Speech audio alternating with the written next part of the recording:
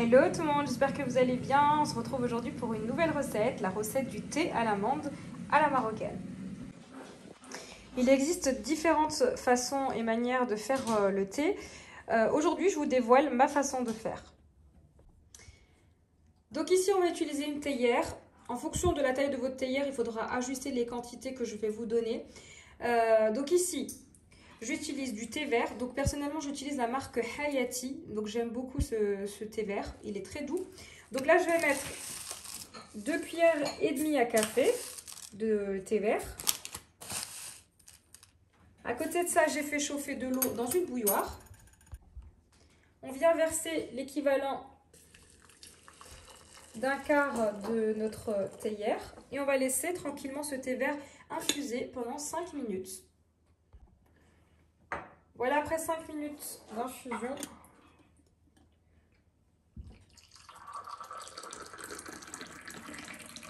on vient retirer donc le contenu de notre théière.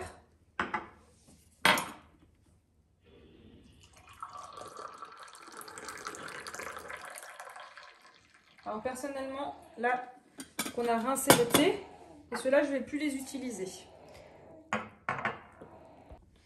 Voilà, donc là on a rincé notre thé. Je vous montre le contenu à l'intérieur. Donc prochaine étape, on vient rajouter un bouquet de menthe.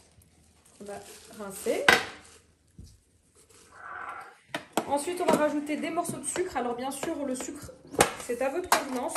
Si vous aimez le thé bien sucré, vous allez rajouter plus de sucre.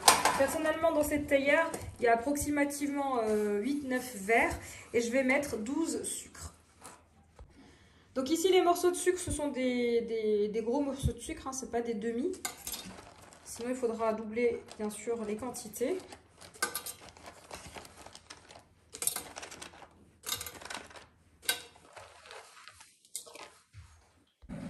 Et ensuite, je viens verser tout simplement de l'eau bouillante sur ma menthe et le sucre.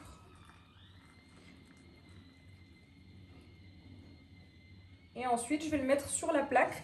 Donc cette étape s'appelle shahar. On peut shahar ou pas, comme vous le souhaitez. Donc cette étape va servir à intensifier le goût du thé. Vous pouvez bien sûr ne pas shahar votre thé. Cette étape prendra 2 minutes, le temps de faire remonter et bouillir votre thé. Voilà, une fois que j'ai shahar mon thé,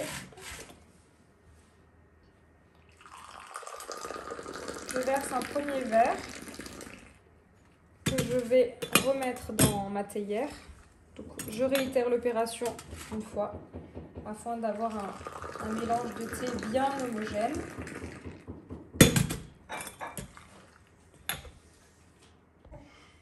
Voilà, et il ne reste plus qu'à servir mon thé.